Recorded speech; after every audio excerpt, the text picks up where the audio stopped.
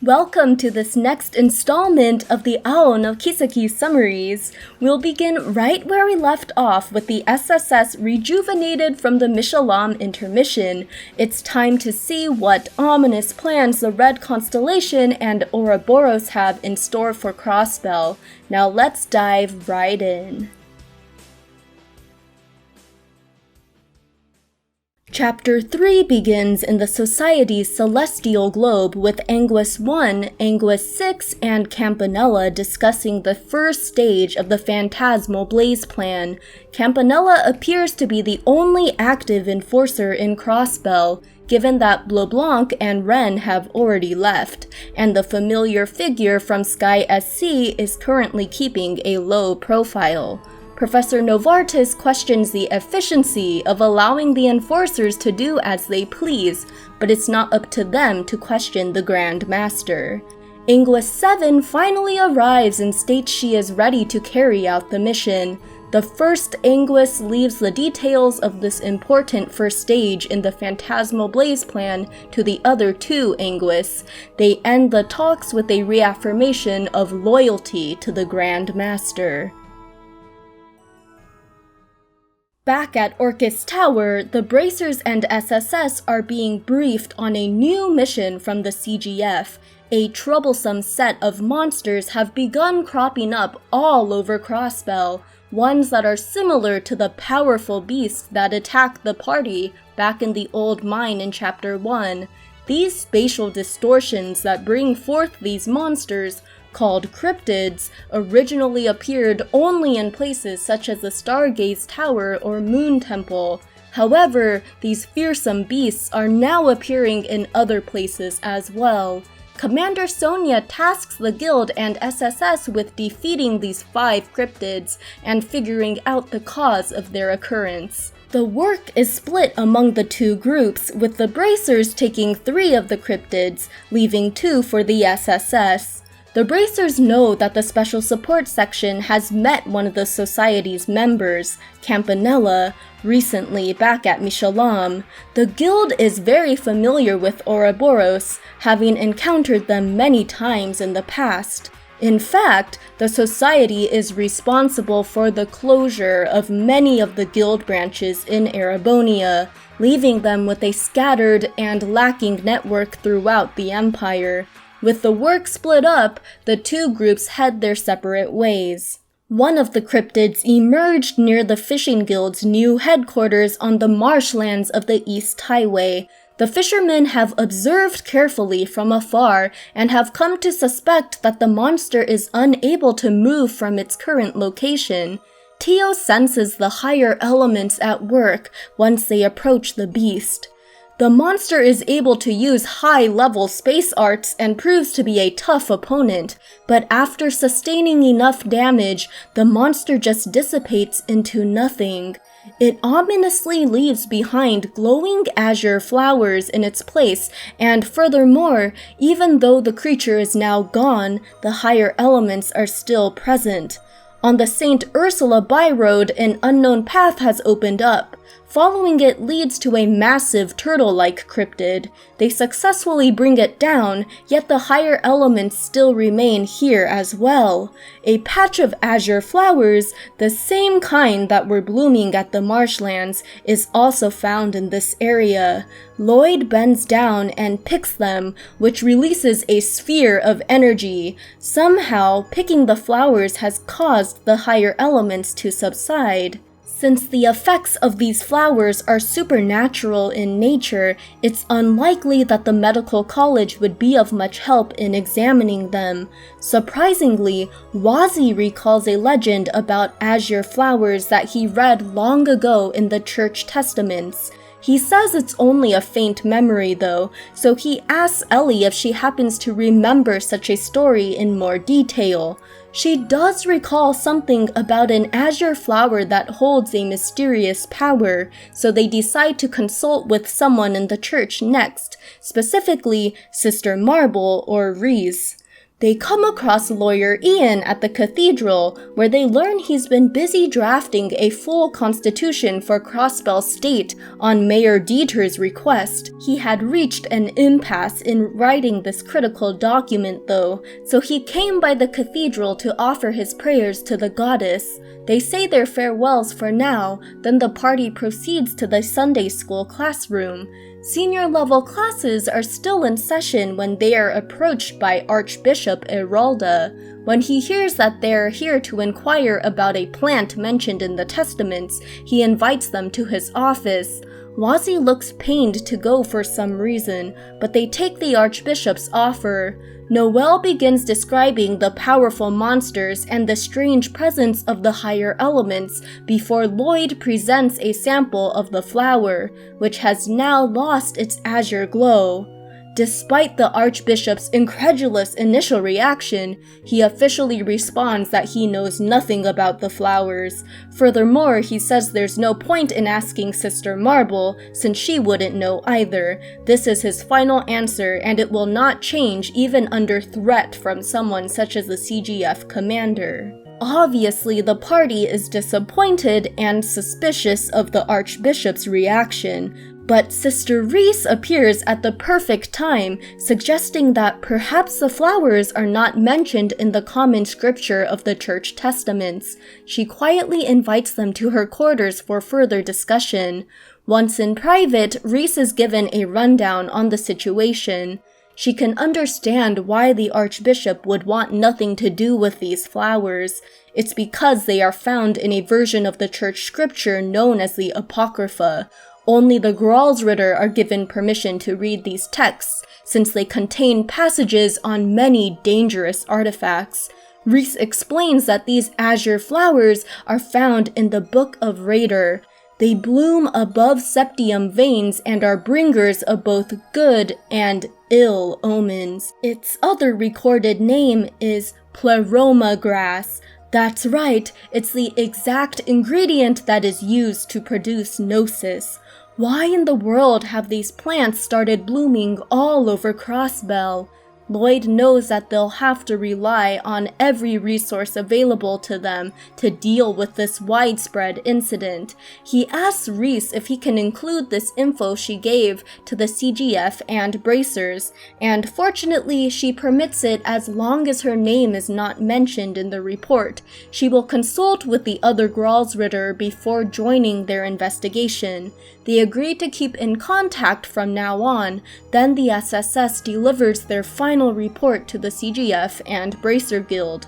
A shadowed figure is seen in a dark room. He revels in finally being able to get that guy. He receives a phone call and responds that he's ready to go at any time.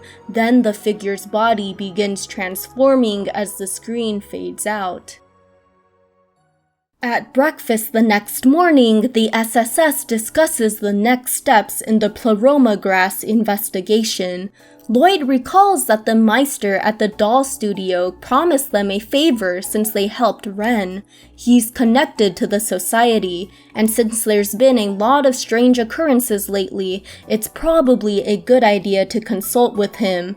Good daughter Kia promises to buy the groceries today so that everyone can enjoy hot pot for dinner. The party comes across the journalist Mr. Nielsen again while out and about completing support requests. He's currently in Mainz Village to interview the mayor about the history of septium mining in Crossbell, considering that the market will change significantly if the state becomes fully independent. Since the SSS is here, he asks if they'd be willing to discuss the terrorist attacks at the trade conference. Though the majority of the information is under strict confidentiality, they agree to sit down and share what they can. First, Nielsen asks for confirmation of which terrorist organizations launched the attack. It comes up that Mr. Nielsen is also aware of the secret society of Ouroboros. Further into the interview, the journalist asks Lloyd what he thinks was the Chancellor and President's objectives in allowing the attacks. It appears that the main goal was to keep these growing opposition groups in check. However, there was another objective as well. They hoped to expose Crossbell's flaws and gain foothold with their expansionist policies into the state. Finally, Mr. Nielsen asks if Lloyd thinks this points to an alliance between the two major powers, but of course, this is impossible.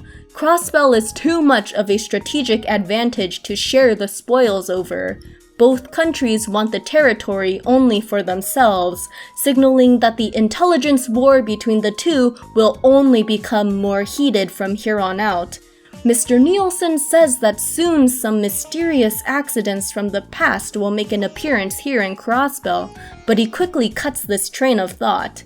He thanks the SSS for sitting down with him, and both parties look forward to meeting each other again. Lloyd and the others then head off to the doll studio.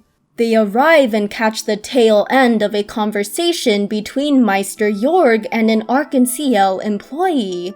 The Meister has just finished repairing many of the props for the upcoming show. He says that helping them out probably pleases the goddess, though he turns down another offer to attend a performance. Heinz from the Arc-en-Ciel shares how the Meister was so kind to repair the automations and even create an entirely new stage so last minute. He hopes they can catch one of the new shows sometime, then he hurriedly returns to the city. Lloyd approaches the gates and uses the iron knocker. The Meister agrees to meet, then a small automated doll comes out to greet them. It leads them into the building and through the corridors until they reach the Meister's studio. One of the first things they notice is Potter Mater and the terminals that are somehow connected to the Orbital net. They are then called over by Meister Jorg. Though he may be connected to the society, he's not directly involved in their plans, nor does he know much about them. But since it's not directly prohibited, he can share what he does know. He agrees to answer a total of 3 questions. First, he briefly explains that there are 7 Anguis who follow the Grand Master. They are the leaders who carry out her plans. 2 are coming to Crossbell. The 6th Anguis, aka the Professor of the 13 Workshops, and the 7th Anguis, the one adorned with steel. Next, he knows that the operation set for Crossbell is called the Phantasmal Blaze Plan. It appears to be a bit smaller in scale compared to the Liberal disaster from the previous year. The final question deals with the society's relation to the DG cult. Ouroboros has no direct ties as far as the Meister knows. In fact, the Paradise Lodge where Ren was held was crushed by the society. Now that the 3 questions have been answered, Meister Jorg calls the doll automation to lead the party back to the entrance. After the gates shut, the party discusses what they just heard. Lloyd can't help but agree with the hunch that the Society's plans for Crossbell seem to be on a smaller scale than what occurred in Liberal.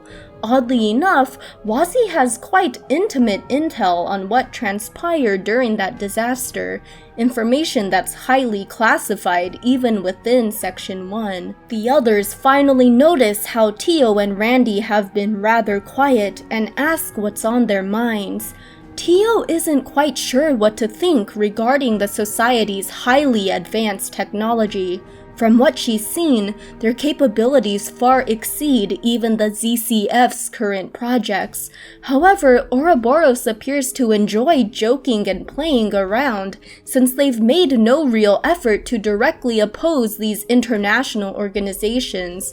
Furthermore, Randy finds it odd that such powerhouses are part of Ouroboros, yet they don't organize as a force under one single plan of attack. In this sense, heavily unified organizations like the Red Constellation and the Heiue pose a more realistic threat. The Society sure is mysterious. On their way back, Lloyd receives an urgent call from Fran. She had been trying to get in contact with them for a while, but couldn't reach any of their orbments.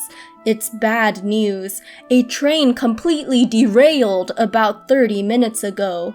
The SSS arrive in the city just in time to witness multiple ambulances rushing to the hospital. Further along the way, multiple buses pass by to transport the remaining train passengers to their original destinations. CSPD and CGF officers greet the party once they arrive and grant them entry to the inspection site. The actual derailed train is quite a terrible sight to see. Reporter Grace is already on the scene, but is asked to leave by Commander Sonia since they need to start repairs of the railway immediately by request from the mayor himself. This railway is vital to international relations and trade, so it's of utmost priority to get it back up and working again. The SSS arrives during the argument, with Noel questioning the commander if they're really starting repairs without conducting a thorough investigation. Lloyd asks for just 30 minutes of time. Considering all the strange occurrences in Crossbell as of late, this can't have been a mere coincidence. Commander Sonia is convinced and gives Section 2, the SSS, and even the Crossbell News time to investigate the site. After interviewing the train conductor and investigating the area thoroughly, the SSS shares their findings and present a theory. It's highly unlikely that this derailment was caused by falling rocks, since there's no real sign of damage to the front of the train. Therefore, it's unlikely that it collided head-on into debris on the tracks. It's also unlikely that explosives were used, since there is no residue of such equipment. Therefore, the most likely cause was that something rammed into the right side of the train. The skid marks left on the side of the valley substantiates this theory. Now comes the question of what kind of beast could have derailed a running locomotive. A cryptid has the power to do so, but there's no sign of the higher elements or azure flowers in the area. Suddenly, an eerie howl pierces the air. Tio immediately activates her sensors and finds something quickly moving further west. The SSS leaves the train repairs to the CGF while they give the monster chase. They follow the sound of the angry howls and loud ruckus, soon finding that the gates to the police academy have been completely demolished. Wazi has been oddly serious this entire time, implying he has some idea of what's going on. Massive claw marks lead further down into the survival training grounds, where large patches of azure flowers have begun to bloom. The party makes its way through the dense woodland and finally reaches a clearing. Lloyd, Noel, and Randy can't remember there being a dead end in the spot when they are suddenly interrupted by the sound of mocking laughter. A familiar voice begins speaking, then Wazi warns them all to get back. A menacing creature drops down and nearly strikes the party. It turns out to be Wald, who has overgone a demonic transformation. He was able to derail the train with his new overwhelming power. He then proceeds to savor his new ability by challenging the party. Even though they're able to land some hits, it appears to have no real effect on him. Wald specifically calls out Wazi, daring him to say something smug.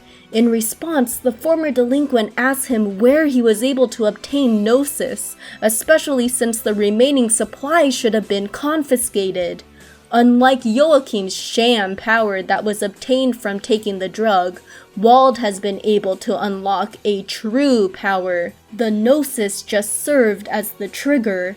It seems to be true since Wald isn't going berserk like the deceased cult leader. Mireille and her men finally arrive, prompting Wald to begin heading off. Her squadron fires heavy missiles and artillery at the beast, but none of their attacks have any effect. Wald swings his sword and knocks them all back before taking off. The scene shifts to the rainy next day. The SSS has split up to ask the Saber Vipers and Testaments for any info they might have on Wald's recent activities, but none of them have seen him in days, though they do recall that prior to his transformation, he was often spotted completely wasted. Noelle notices that Wazzy doesn't look so good, but he just brushes it off as due to the rain. Then they all return to the SSS building for breakfast. Sweet Kia asks Wazzy if he's feeling better after the meal, and he says he does, which cheers everyone up. The CGF and Section 2 is helping investigate the Wald and Gnosis case, so the chief tells them to just be patient. The phone begins ringing, with guild receptionist Michelle on the other end. He asks if they've happened to see Bracers Ling and Aeolia. He hasn't been able to reach their orbments since last night, though it's not uncommon for them to go off the grid at times.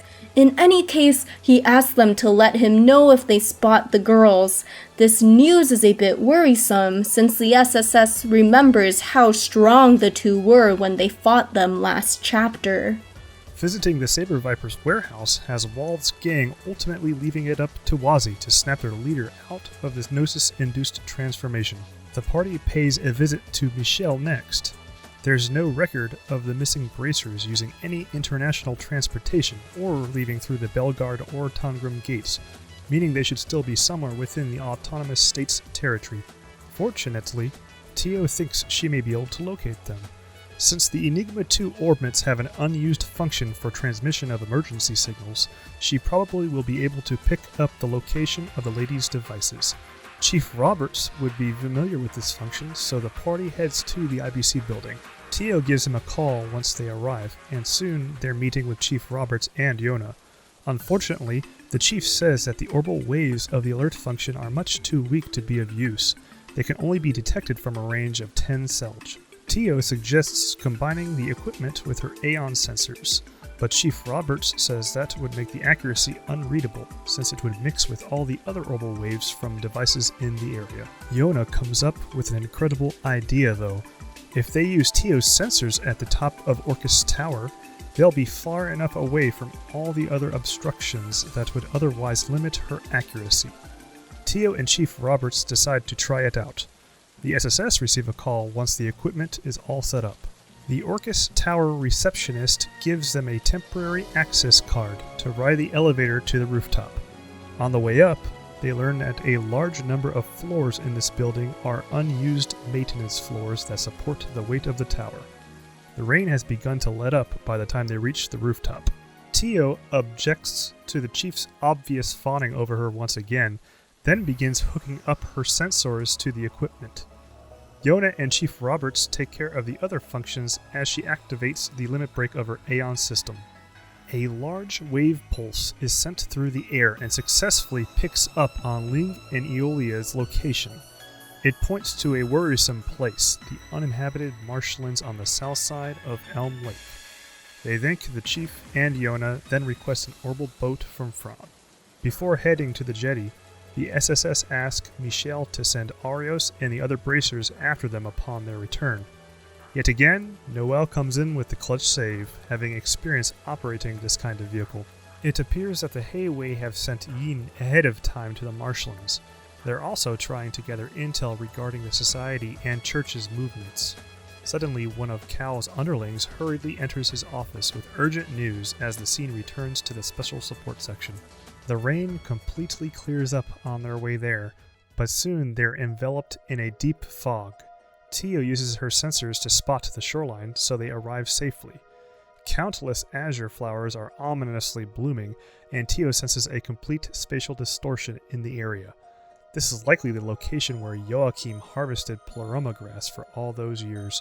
Yin's voice cuts through the quietness and appears before them. He's here due to his contract with the Hayway and his own suspicions. Lloyd asks if Yin will join them, especially considering that the two Bracers who are nearly A rank have gone missing here. Can he truly claim to be fine proceeding on his own knowing this? Yin agrees to accompany them until the Divine Blade of Wind arrives. They find Bracer Aeolia trapped by thorny purple vines further into the marshlands. The party's able to free her, and she eventually comes to, though she still feels very weak. While she and Ling were investigating this area for a cryptid, they were attacked by some powerful women of Ouroboros who were dressed as knights. She was then restrained by a young boy. Ioya leaves, finding Ling up to them, then is placed in Noelle's care. The party proceeds and eventually finds Bracer Ling trapped in the same purple vines. Yin uses a technique that brings Ling back to consciousness. The Bracer can't believe the unfathomable power of those knights' leader. She wonders if that opponent is even stronger than Arios. Yin foolhardily believes no matter who his opponent is, all he has to do is crush them. They finally reach a clearing that exudes tremendous energy. Up ahead are the two Ouroboros, Anguis and Campanella, speaking to each other. They joke that perhaps it's a good thing that Wiseman is no longer around, since he likely would have used the Glorious to stage an assault on the two major powers. The armored knight says that they have guests, then they all turn to address the party. Lloyd asks the three of them to confirm their identities, and they surprisingly agree to do so. Professor Novartis is shocked that Tia was able to understand the astral code back during the trade conference hacking. He invites her into the society, but of course she straight up refuses. Ariane Rod, the Steel Maiden, introduces herself next, which catches Yin's attention. Yin knows that she's considered the strongest warrior of Ouroboros and challenges her to a battle. However, Tio picks up on a powerful aura that's quickly approaching. A massive winged cryptid known as the Divine Garden's Guardian appears. They are drawn into battle, though the beast eventually dissipates after sustaining enough damage. Lloyd turns back to the society members and demands answers for their presence here. Are they the ones responsible for manufacturing the gnosis that caused Wald's transformation? Campanella reveals that he was watching that whole encounter. Wald would have been worthy of receiving an invitation from the society if he had pushed his power just a bit further. But in the end, the society is not responsible for the gnosis. The three of them were merely here to check out on the progress of their plans for the promised day. Yin is finished with this discussion. He raises his sword to challenge Ariane Rod, who responds in turn by summoning her lance. She gives only a brief warning before unleashing a flurry of powerful strikes. The entire party is immediately knocked back besides Yin, who is still standing, but his mask has been destroyed. It cracks and finally reveals to the party his true identity. Everyone is shocked to see that Regia was the one behind the assassin all along. Noelle and the Bracers finally arrive as reinforcements. The three Ouroboros members are honored to finally meet the Divine Blade of Wind, rumored to be on par with Lue. But Arios can tell that Ariane Rod is much stronger than him. There's no way they can take on all three of them, especially with the arrival of Ariane Rod's followers. Before the society members completely teleport away, the Steel Maiden leaves them with a warning. The beasts will be released soon and will bring chaos to this land. Despite this, they must not be swayed by the tragedies that will unfold. Once they're gone, Regia immediately excuses herself and quickly hops away. With unbelievable reveal after reveal in such quick succession, the SSS is having trouble believing that everything that has happened lately is real, but Arios says that this is the reality they have to face.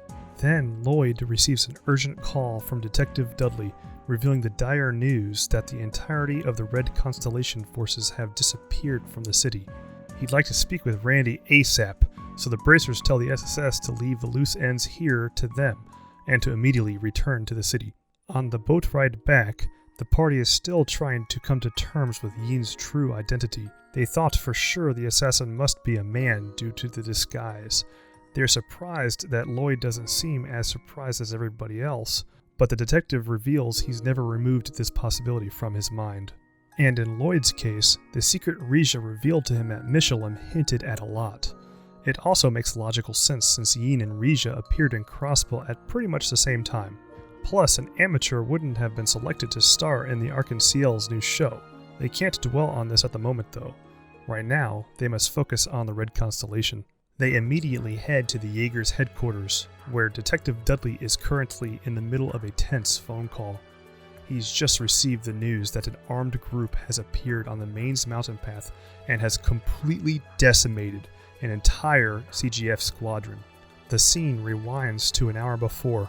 The 3rd Company of the CGF is heading to Main's village to liberate the citizens from an unidentified armed group. Suddenly, a massive explosion takes out the first armored vehicle. The second one goes up in flames soon after, and the escaping CGF troops are immediately gunned down. The 3rd car attempts to return fire, but are easily wiped out by the bloodthirsty Shirley and her forces. The camera pans over to the charred remains of the 3rd Company. The Jaegers are easily holding up the blockade right outside the entrance of the tunnel when their captain, Shirley, zips past them. Taking advantage of the higher ground, she mows down a couple CGF troops with a rain of bullets before jumping down and shredding through the rest with her formidable chainsaw. She takes out an entire CGF armored vehicle on her own, laughing all the while as her troops press onwards. The chaos of battle has subsided now that the sun has set. The Jaegers have gained significant ground in a single day, pushing the CGF forces all the way to the edge of the waterfall path. Out on an overhang, reporter Grace and her cameramen are forcibly escorted away due to the risk of the battle erupting again. In Orcus Tower, Crossbell's major leaders are discussing how to deal with the situation. They currently suspect that the Imperial Intelligence Division is still directing the Red Constellation's movements, but of course, when Mayor Dieter inquired with the Imperial government, they denied any involvement. The CGF suffered major losses, and the majority of their forces are deployed on the mountain path. Mayor Dieter suggests that they negotiate with the Jaeger group through monetary means, since they are a mercenary group for hire. He entrusts the investigation of this possibility to the police.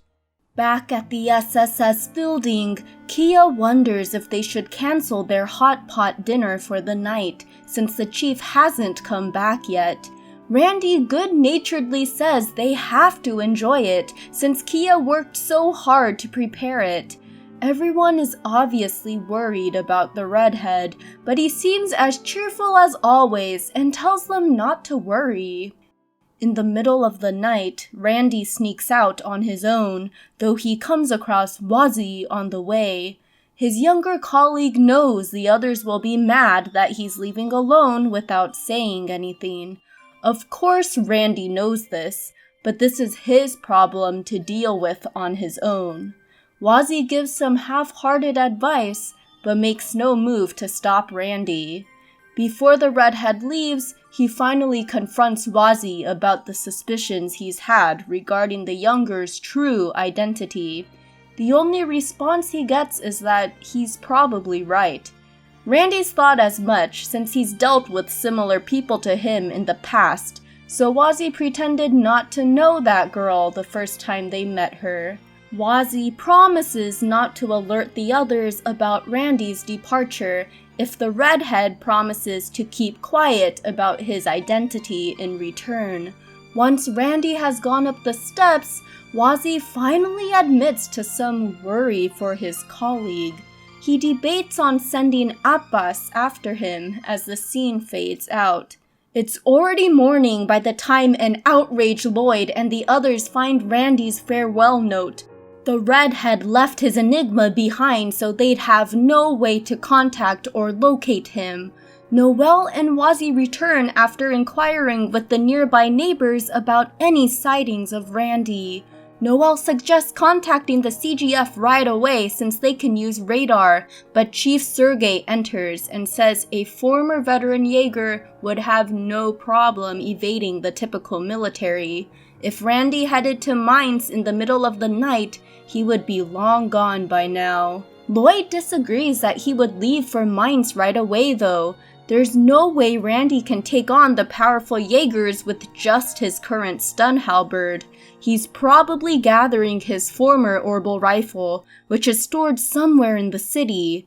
It's clear that Wazzy is stunned at Lloyd's ability to put together Randy's movements so quickly.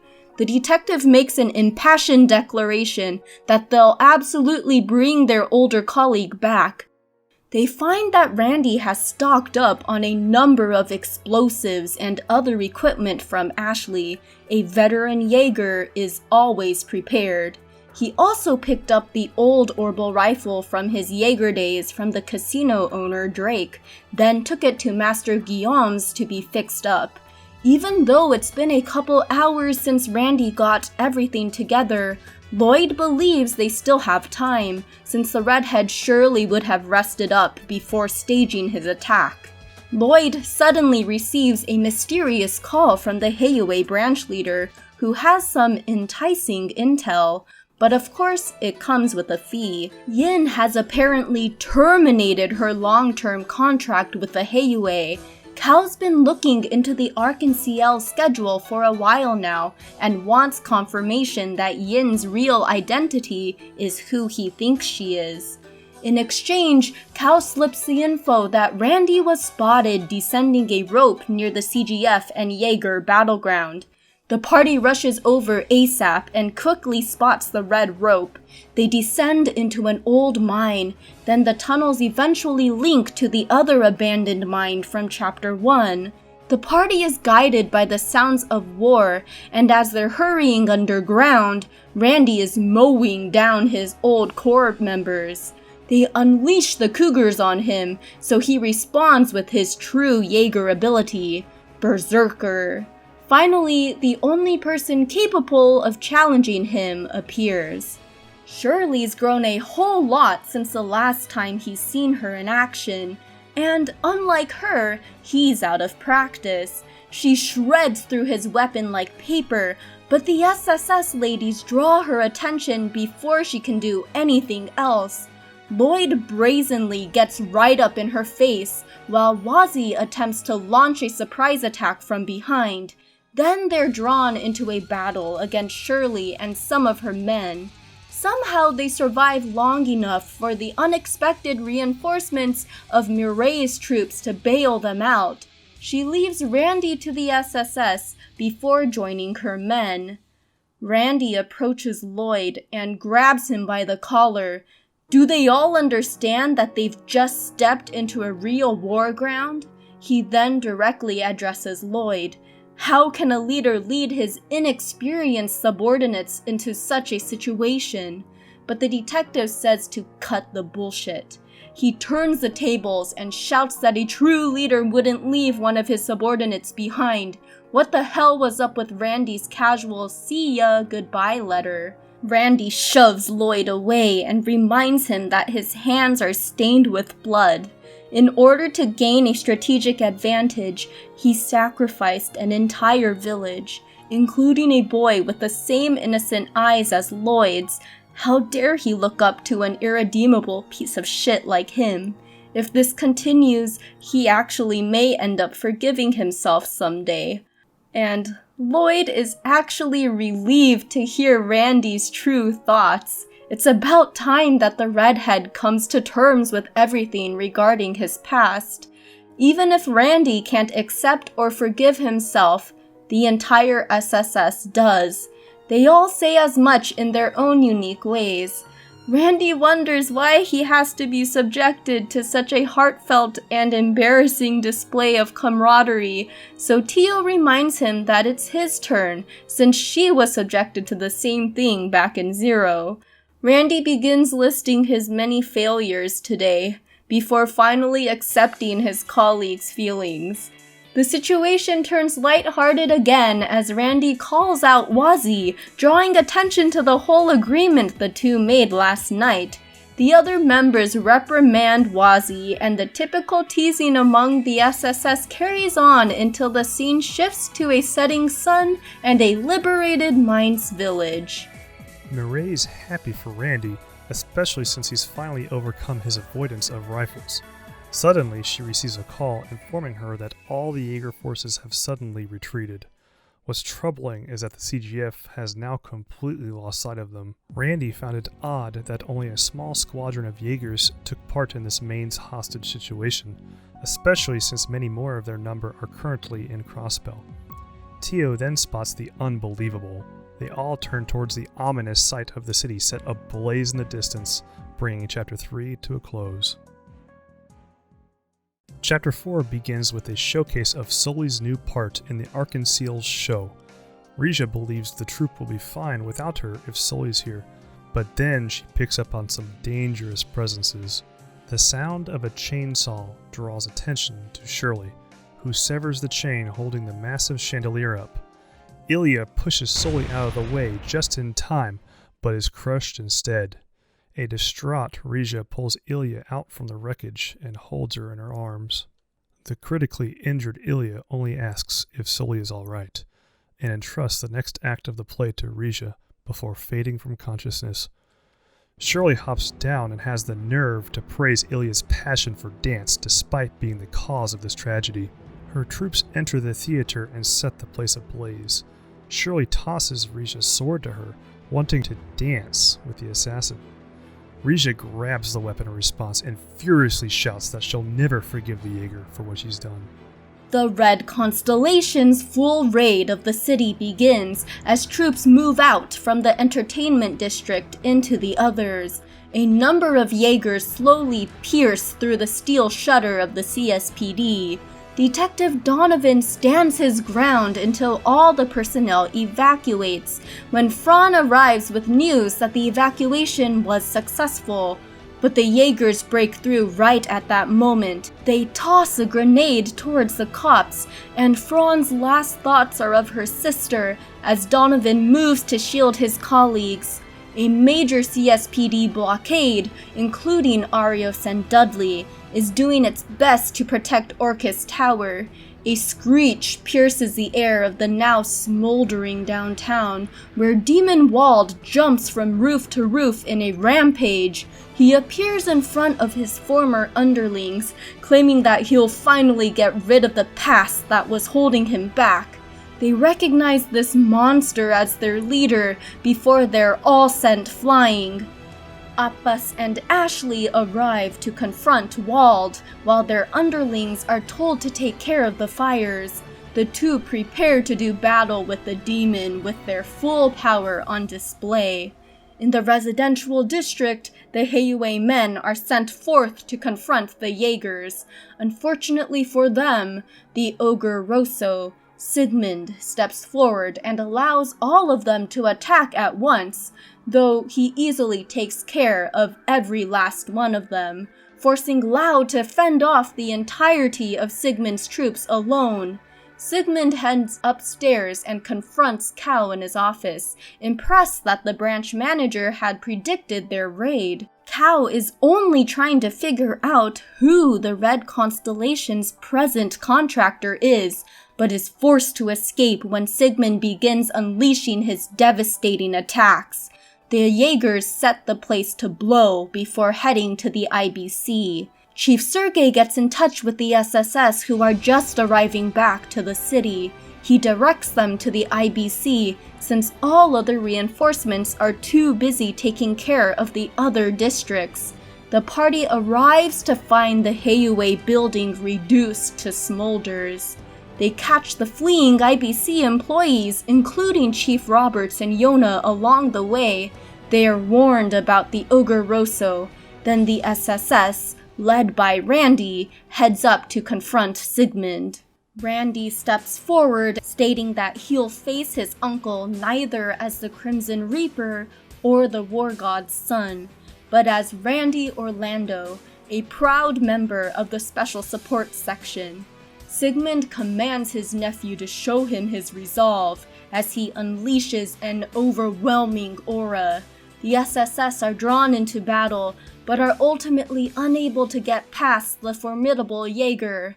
A large blast erupts from the top of the IBC building before the rest goes up in flames. A red airship zooms past and picks up a laughing Sigmund, Shirley and Wald already on board. Randy screams into the night as his family gets away again.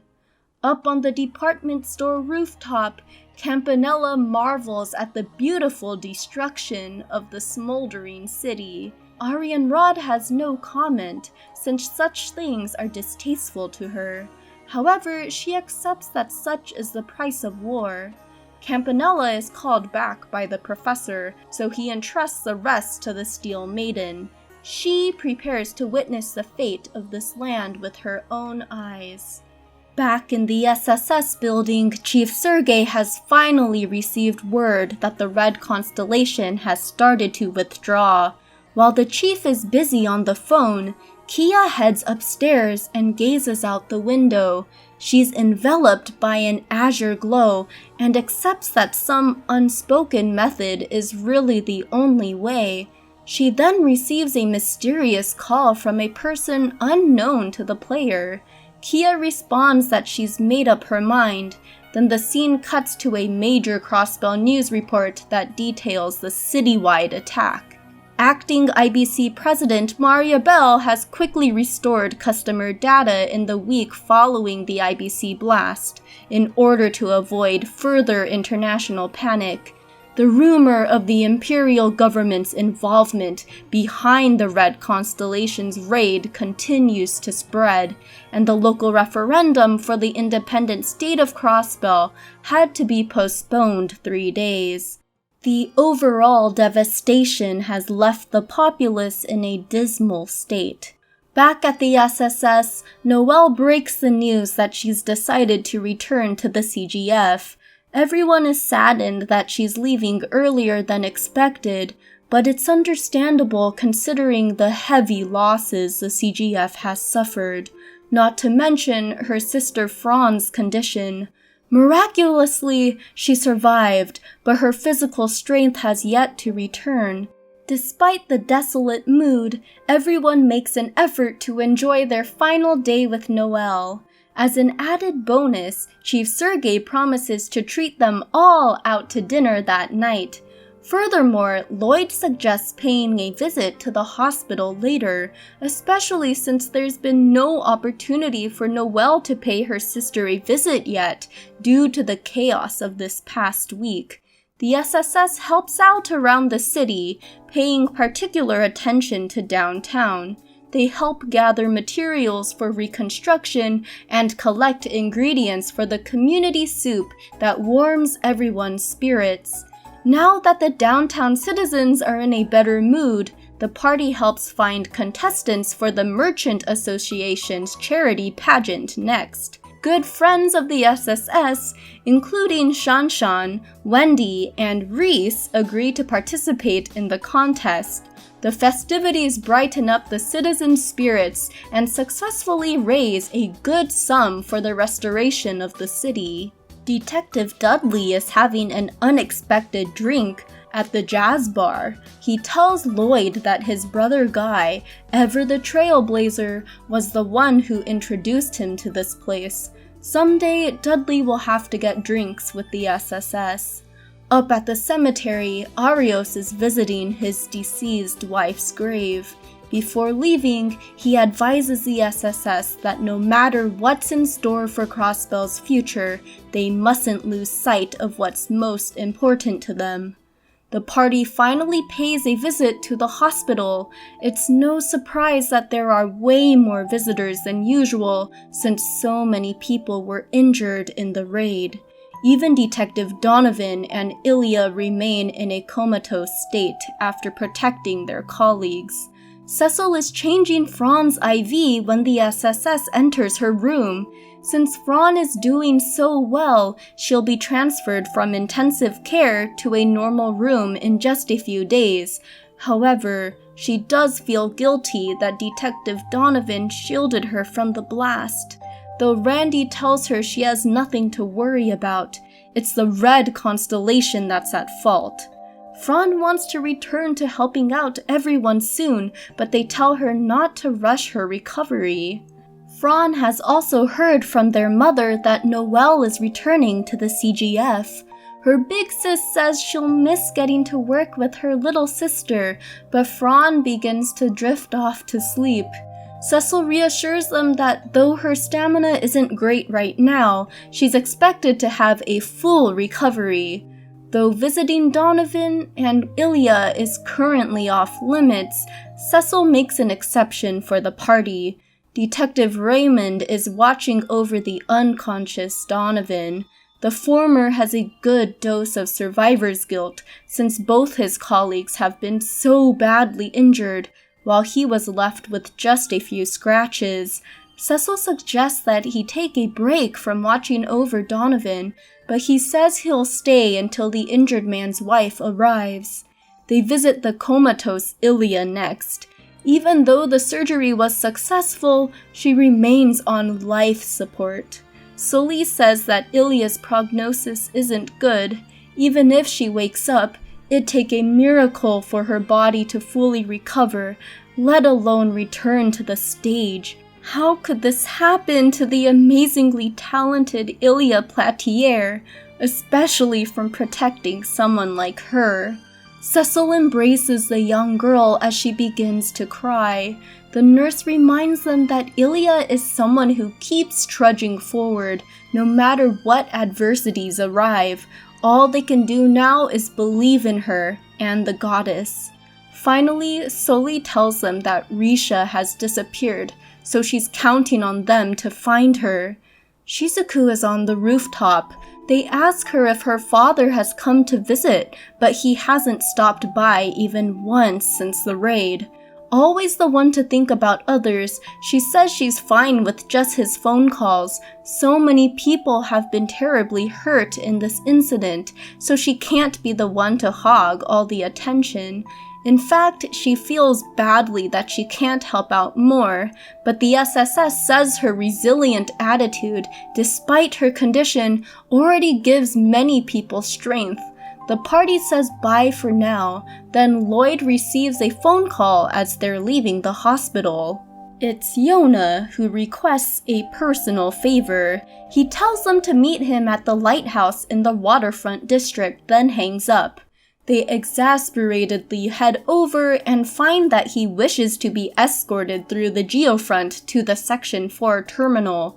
Ellie reminds him that the Orbal Net basic law has gone into effect now, meaning they can't idly allow him to browse the terminal as he pleases. But he claims that since he's an Epstein Foundation engineer, he has permission to access the terminals. Tio confirms that this is technically a gray area, so Yona brings up a convincing argument, namely that the Society's meddling in the network. Chief Roberts is worried about it, but is too busy to look into it, so he's left the job to Yona. Lloyd eventually agrees to escort him, then they enter the Geofront C Division through the lighthouse's hidden entrance. After fighting through various mobs, the terminal is finally in sight. Yona's pretty tuckered out though, since he's not used to exercising. Lloyd offers to jog with him in the morning, even if it's only once a week, but the engineer tells them to quit the teasing. They've already been chatting for too long though. A major boss monster drops down from the ceiling. This massive Orbal machine displays a surprising amount of intelligence, possessing the ability to speak and even pull up data on the special support section from the Orbal Net. It's eventually neutralized, but its presence is worrisome. Could the Society be behind this? Yona comes out of hiding and says he'll be able to pull up info on those Ouroboros guys in the terminal room. It appears that the machine was developed about a month ago by a Novartis. Yona is overjoyed at his new terminal room, so they leave him to it and return to the surface. The sun has begun to set as they exit the lighthouse. They gaze out at the beautiful view, then Noelle thanks them all for the 3 months she was able to spend as a member of the Special Support Section. She apologizes for leaving before resolving the mystery behind the Azure flowers and cryptids, but Wazi is the one who surprisingly has some encouraging words to share. Everyone else follows up with their own thanks, with Lloyd bringing up the rear. Noelle's driving and combat skills were a big help, but above all, her earnestness really encouraged them. The detective steps forward to grip her hand and reminds her that they are friends no matter where they are. He promises that they'll come if she ever needs their help, as everyone comments on this newest edition of Oblivious Lloyd moments. That night, Kia, Zeit, and Chief Sergei join them all at a restaurant to give Noelle a proper farewell. Back at the Section 4 terminal, Yona discovers a strange bit of data. The genius hacker furiously mashes the keys, but appears to have trouble uncovering it. The scene fades to black with his incredulous exclamation. The referendum is held 2 days after, and once all the votes are counted, the Crossbell News reports an outstanding voter turnout of 90% eligible voters participating. 70% of the vote was in favor of Crossbell's independence. A week later, the mayor announced something truly unfathomable. Despite caution from the Congress and Chairman McDowell, not to mention the lacking authority of the referendum, Mayor Dieter went ahead and officially declared the state's independence, complete with the adoption of a formal constitution and formation of a state guard. The reaction from the Empire and the Republic was harshly critical, as expected. Both immediately rejected the declaration.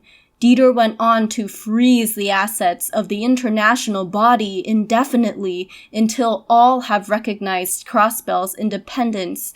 The major powers responded that they will use force if the asset freeze is not lifted immediately. Understandably, the party finds it difficult to process these rapid developments. The chief has been away since early morning, and they currently can't reach the CGF. Wazi has completely disappeared as well. Apparently, he had minor business to attend to and has yet to return. The party welcomes an unexpected visitor in the form of Cecil, who asks if they've seen Arios. He quickly signed Shizuku's discharge papers last night, and the two haven't been seen since. The Bracer Guild has no clue about this strange situation either. The phone rings with reporter Grace on the line. Mayor Dieter has just declared himself the first president of the independent state of Crossbell.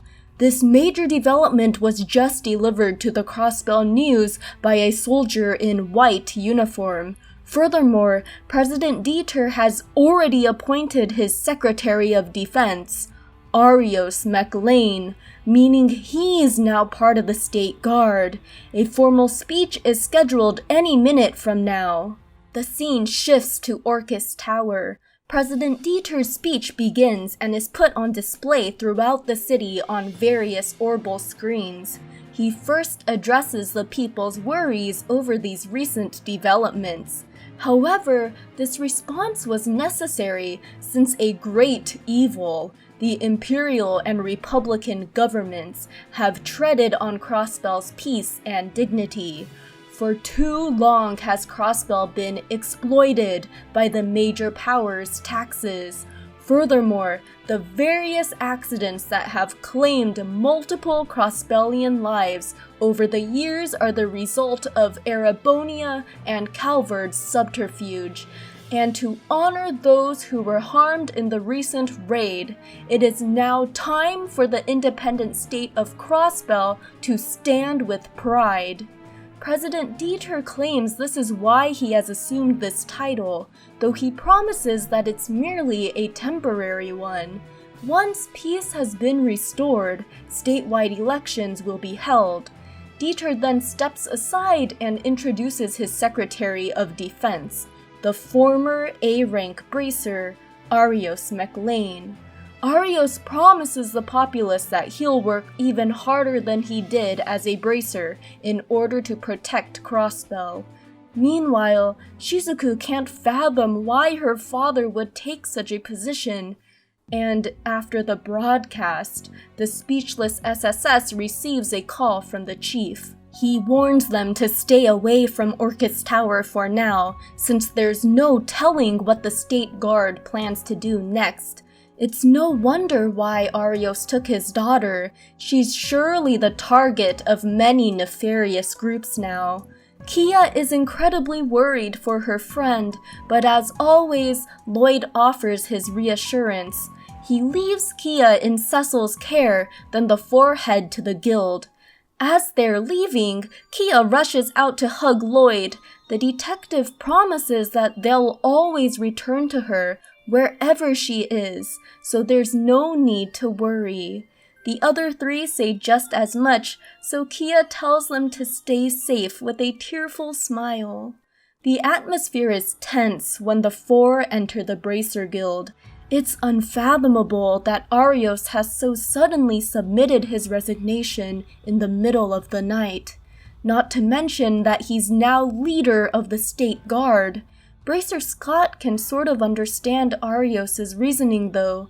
It's no secret that the unexplained accidents over the years are rumored to be the doing of the Empire and the Republic, including the suspicious explosion 5 years ago that took the life of Arios' wife and left Shizuku blinded, though the official publicized cause was a malfunction in the orbital engine. Lloyd attempts to get to the bottom of this and asks the Bracers if they've noticed anything suspicious about Arios' recent communications. Michelle actually recalls various times when his whereabouts conflicted with what was recorded in his reports. Furthermore, there was an odd occurrence during the last day of the anniversary festival, the same one as the Schwarz auction, where he cancelled a trip to Remiferia and failed to officially report it. To add to the tense atmosphere, Lloyd receives a call from a certain Imperial intelligence officer. Lecter has some enticing news for them and directs them to Crimson & Co.'s headquarters. The Bracers promise to back them up whenever they need it, then the party prepares to meet with Lecter.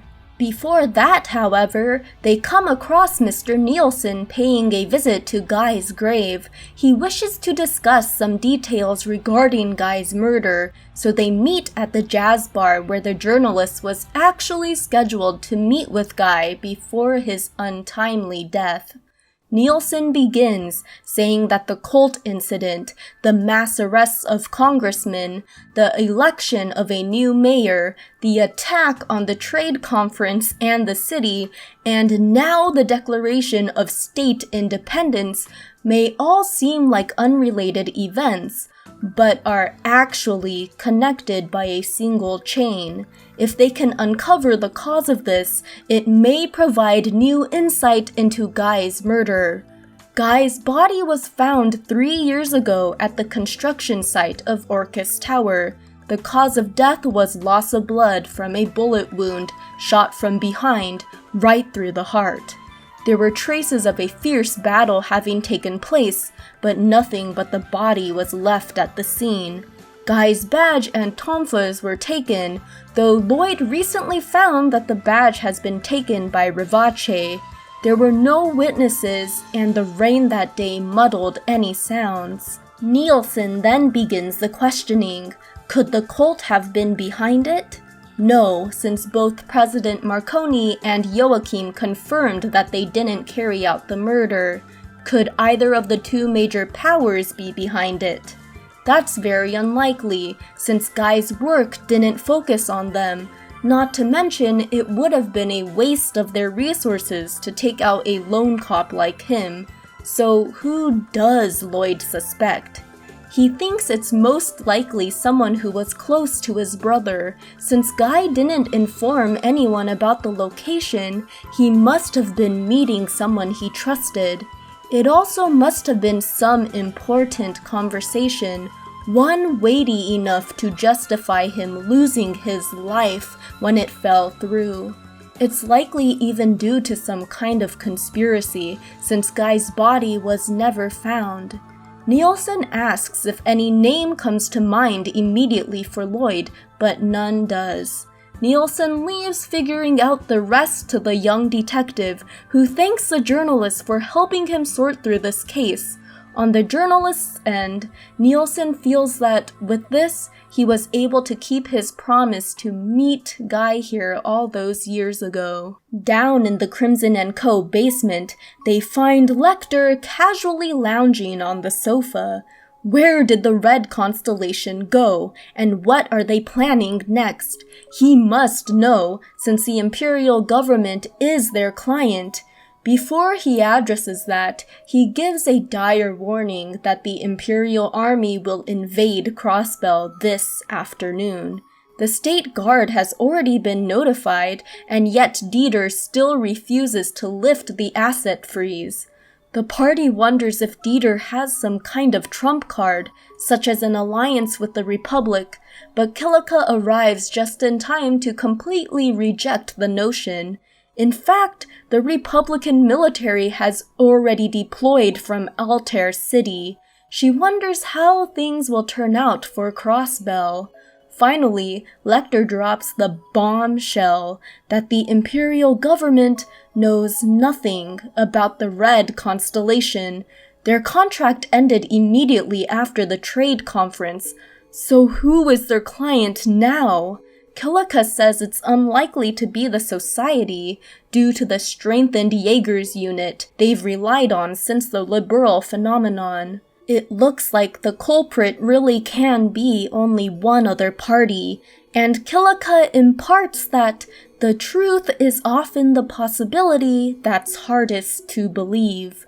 Suddenly, Cecil calls to alert Lloyd that Arios has just taken Kia away. Back at the SSS, Cecil shares that Arios came by and told Kia that he has come to pick her up. And unbelievably, Kia nodded to him. She told Cecil it's okay, then followed Arios willingly. Zeit was calm during that moment as well, but now he's gone. Apparently, Arios and Kia were headed to Mishalam. The four immediately proceed to Mishalam. It sounds like the perfect secretive place, since it's been on lockdown since the Jaeger attack. Furthermore, Ellie hasn't been able to reach Mariabelle for the past couple of days. Ellie tells them all not to worry about her feelings, though it really does seem like the true masterminds behind the recent events are President Dieter and Mariabelle Croix. They may even be indirectly responsible for the DG cult scandal. The four receive a call from Yona with the news that a dormant monster lies below Crossbell. He picked through the Society's astral code and found some strange data from 5 years ago, around the same time the Orbal Net began, as sponsored, suspiciously, by the IBC. There appears to be a device that links all of the Geofront, Orcus Tower, and, get this, Mishalam in one network. He'll call them back once he uncovers more information. The bell of the Mirror Castle is ominously chiming when they arrive. Tio senses that the amount of spiritual pressure is increasing further back in the park as well. They encounter multiple cryptids, the same ones they already fought before, on their way to the castle. A vast amount of glowing spiritual particles are rising up within the castle. The regular entrance has been barred shut, so they have to fight their way through monsters on the long path. The mirror on the top floor is glowing, and Tio senses that a large space is present behind it. It's time to save Kia. Then the four step into the mirror and are taken completely aback. Arios and Mariabelle are dressed in different attire, as Kia is seated behind them on a strange altar displaying the same symbol as the DG cult. Ellie demands her childhood friend Belle to explain herself, and her response is that she's simply fulfilling her duty as a descendant of the Croix clan, who are the inheritors of one of the great Septarians. Unfortunately, the original Septarian was lost, so the Croix clan's founders set a plan in motion to recover the lost gift from the goddess.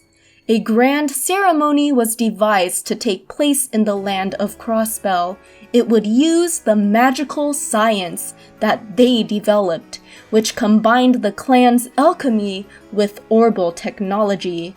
That's right, The alchemists who built the original ruins around Crossbell and sponsored the cult's activities from the beginning are the very founders of the Croix clan. From the cult's origins, the Croix offered them Kia as a goddess to worship. The cultists were manipulated all these centuries in order to realize this final plan. So how can Arios remain complicit in this crazy delusion? He responds that, yes, this is a wild delusion, but he also recognizes that the Croix have the power to make his ideals a reality.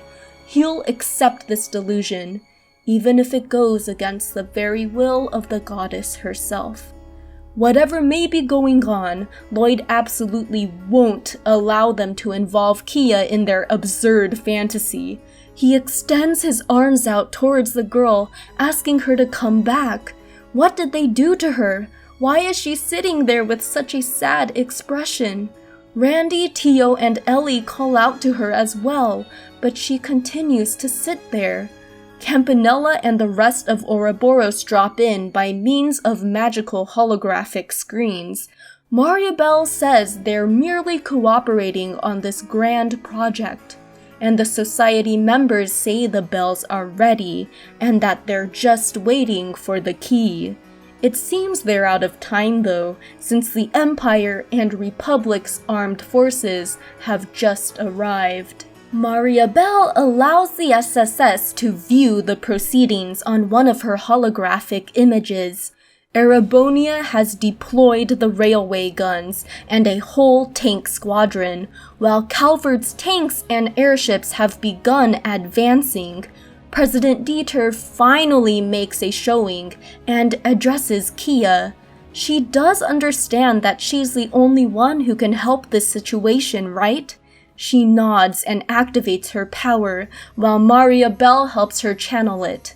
Around the state, the three bells begin resonating at an intense rate.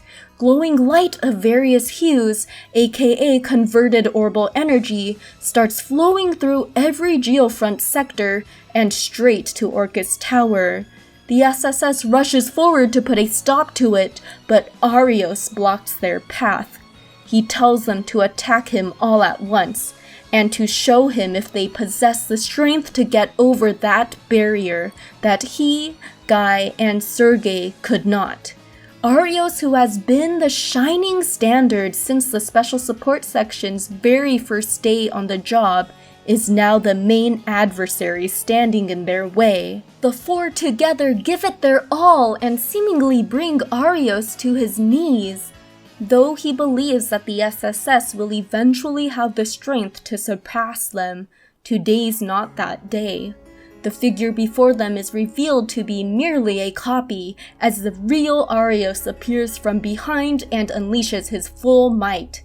Kia, obviously pained, says she won't hesitate anymore. She unleashes her full ability, drawing power from the bells. Tremendous surges of energy converge towards Mishalam until Kia's form finally transforms. She then becomes the Septarian of Zero, apologizing to the SSS for doing this.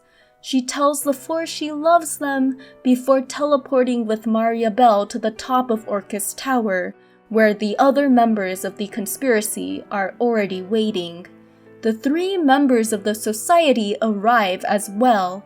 Aryan Rod congratulates Kia on her full manifestation. Then President Novartis presents the gifts he prepared for her. 3 magnificent orbal machines descend from the skies. They are called the Ions, or God Machines, and are the 3 interfaces that were created to carry out the Septarian's miracles. The professor thanks the Croix for their financial patronage that funded his Gordias-class projects. Kia then takes control of 2 of the Ions. The speedy one is sent towards the Republican forces and slices through each and every airship easily. The tanks halt when they see the wreckage falling from the clouds, then turn and fire on the Ion. It dodges all the projectiles and fires lightning-fast missiles on its own, decimating each tank. The sturdy Ion appears before the advancing Imperial tanks. Its shield blocks every blast as it walks forward, pushing the first tank back. Its arm drill pierces through the tank's armor, then it knocks the smoldering wreckage aside. The Ion transforms and wipes out the rest of the 5th Armored Division with a single beam. Command at Guerrilla Fortress receives the unthinkable news that the entire squadron has been wiped out, so they make the decision to launch the railway cannons. The final white Ion's barrier stops the first missile in the air. Then this god machine completely dematerializes the second one into nothing. Finally, it disappears and reappears in front of Guerrilla Fortress in an instant. It does the unfathomable and completely removes the railway guns and entire fortress from existence. The conspiracy's reactions range from sheer shock to elated joy. President Dieter revels at this newfound divine power that Crossbell possesses, courtesy of the Croix clan. It's time for the Empire and the Republic to step aside as a new world order is created. Back at the Mirror Castle, the SSS wonders if everything they've just witnessed is truly real. Arios firmly tells them that reality awaits even after witnessing such a miracle.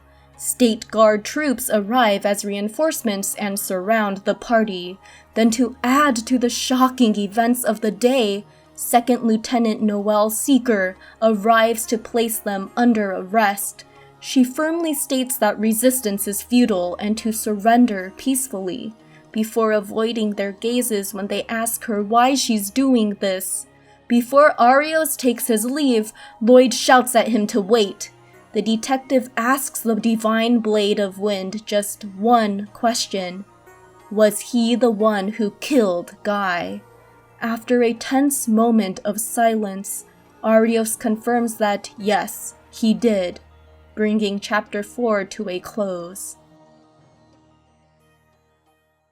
And here's where we're ending Part 3 of the Azure summary. What a crazy few chapters, right? But also, my favorites in the series. What was your favorite part? Anyway, big thanks to February Night for helping me out with this video. Next time will be the big wrap-up to Ao no Kiseki and the Crossbell arc as a whole. So until next time, take care. See ya!